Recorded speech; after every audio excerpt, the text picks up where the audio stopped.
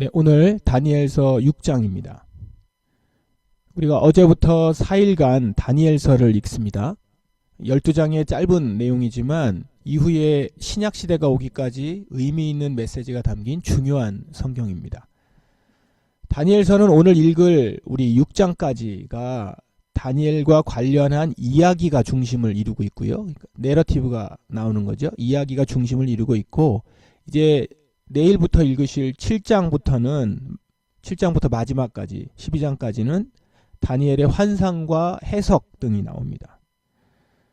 그 7장부터는 우리 요한계시록과 같은 묵시문학 장르로 되어 있어서 좀 난해하게 느껴질 수도 있습니다. 반면에 오늘까지 읽을 다니엘 본문은 재밌는 에피소드가 많이 나오죠. 장마다 우리가 알고 있는 이야기들이 나옵니다. 1장은 다니엘과 세 친구가 왕이 주는 산의 진미를 먹지 않고도 매우 좋은 얼굴을 유지하는 이야기 나오죠. 그리고 2장은 왕의 꿈을 해석하는 다니엘 모습이 나오고요. 3장은 왕의 신상에 절하지 않는 다니엘의 세 친구, 그들이 용광로에 들어갔다가도 살아나오는 이야기고요. 그리고 오늘 읽을 4장부터 해서 5장, 6장은 느부갓네살을 왕에 대한 예언과 그 예언대로 이제 야수처럼 지내다가 다시 왕으로 복귀하는 이야기가 이제 4장에 있고, 5장은 벨사살 왕이 자신의 운명을 많은 사람들 앞에서 보고 그대로 되는 내용이 기록되어 있습니다. 그리고 이제 오늘 우리가 읽었던 이 6장은 다니엘이 사자굴에 들어갔지만 살아나오는 이야기입니다. 모든 이야기가 하나같이 제국의 왕 앞에서, 황제 앞에서 믿음을 지키다가 어려움을 겪지만 그 가운데 하나님이 지켜주시고 높여주시는 이야기들이죠. 그리고 이방 왕들은 여호와 하나님을 참신으로 인정하지 않을 수 없었다라고 하는 교훈을 기본적으로 보여주고 있습니다. 다니엘은 많은 이방 왕들을 섬겼죠. 먼저는 느부갓네살 왕 아래서 살았습니다. 느부갓네살 왕은 예루살렘을 망하게 한, 최종적으로 망하게 했던 그런 왕입니다. 이때 그 다니엘이 포로로 잡혀왔어요.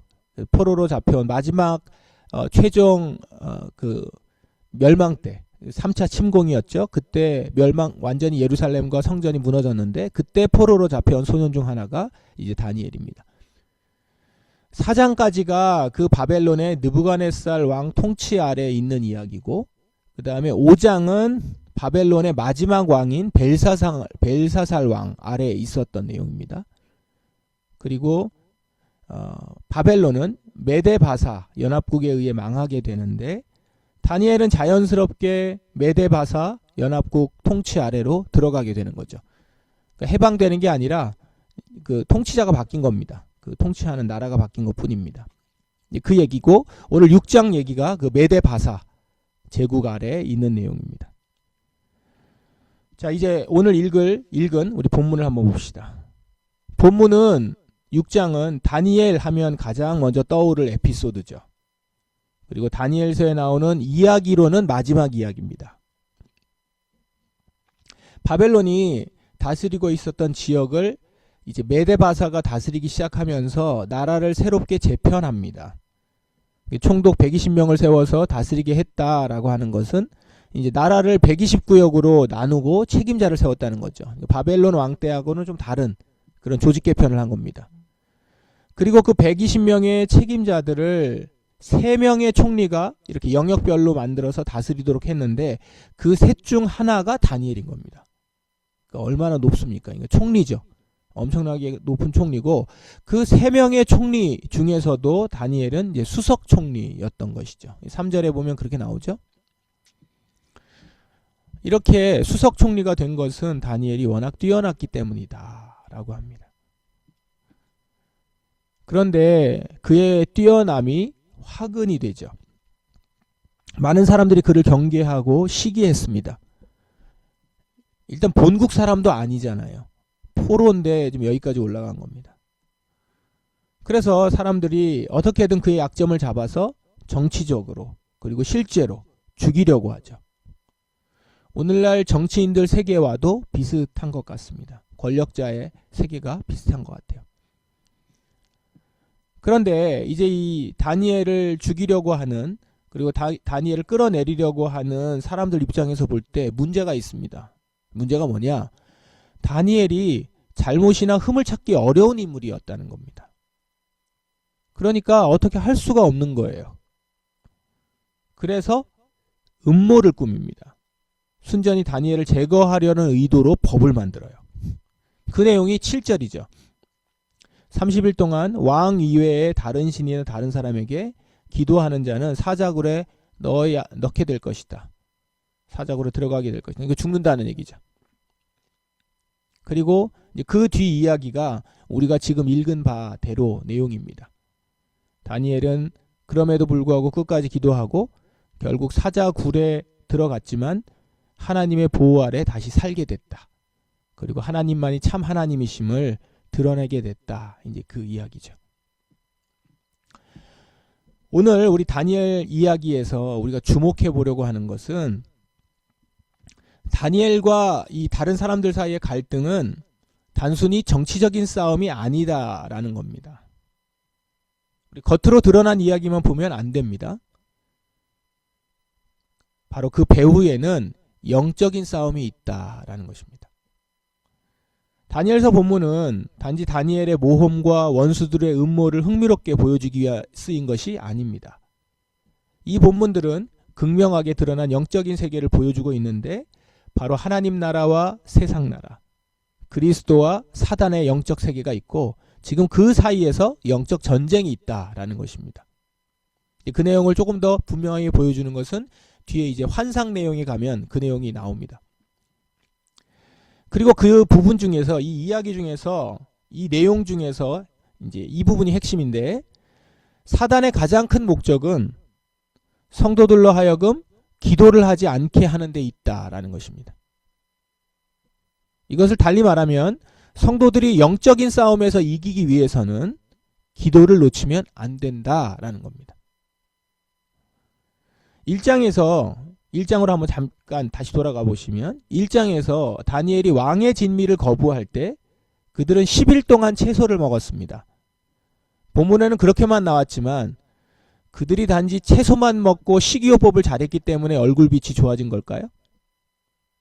아닙니다. 그들은 기도했어요.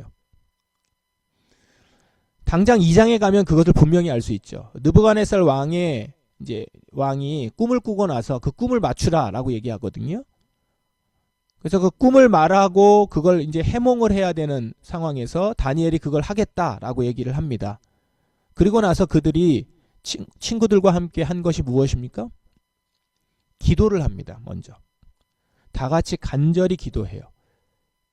그리고 이 기도가 결정적인 역할을 하고 다니엘은 느부갓네살 왕의 꿈을 말하고 그 꿈을 해몽하죠. 이렇게 다니엘서의 모든 이야기의 베이스에는 기도가 깔려 있습니다. 기도의 중요성이 계속 나와요. 다니엘과 세 친구가 여러 어려움이 와도 제국의 힘에 굴복하지 않을 수 있었던 것은 그들이 기도로 무장한 사람들이었기 때문이다라는 것이죠. 그리고 그런 사실이 오늘 이야기의 절정인 6장에서 제대로 드러난 것입니다. 여러분, 다니엘은 단지 재능이 많고 공부를 잘한 사람이 아닙니다. 오늘 3절 보시면 다니엘은 다른 총리나 총독들보다 더 뛰어났기 때문에 이렇게 나오죠. 그렇기 때문에 그 자리에 있었다라고 하는 것인데 여기서 그 뛰어났다라는 단어가 있습니다. 더 뛰어났기 때문에. 근데 이 뛰어났다라는 건 단지 재능이 아닙니다. 이 문장의 원어를 좀 그대로 번역하면 이게 좀 많이 축소가 되어 있습니다. 단어가 여러 단어가 나와요. 히브리어 단어가. 그 단어들을 그대로 문장을 번역하면 다니엘 그는 뛰어난은 이제 특별한이라는 뜻의 뛰어난 영이 있다. 이렇게 나옵니다. 다니엘 그는 뛰어난 영이 있다. 다시 말해서 번역하면 그는 주님의 영이 함께하여서 그 일을 다른 사람들보다 뛰어나게 잘한다. 이 얘기입니다. 그러니까 특별한 영이 그에게 함께한다라는 거예요. 그러면 그에게 주님의 영이 함께하는 데 있어서 결정적인 역할을 하는 건 무엇일까요? 기도였던 것이죠. 다니엘은 그래서 기도를 놓을 수가 없었던 겁니다. 원수들은 이 비밀을 안 겁니다. 물론 영적인 원리를 다 안 건 아니겠지만 확실한 것은 다니엘이 자신들과는 다른 점이 있다는 거예요. 그게 뭐가 다르냐? 그는 하나님께 매일 꾸준히 기도한다는 겁니다.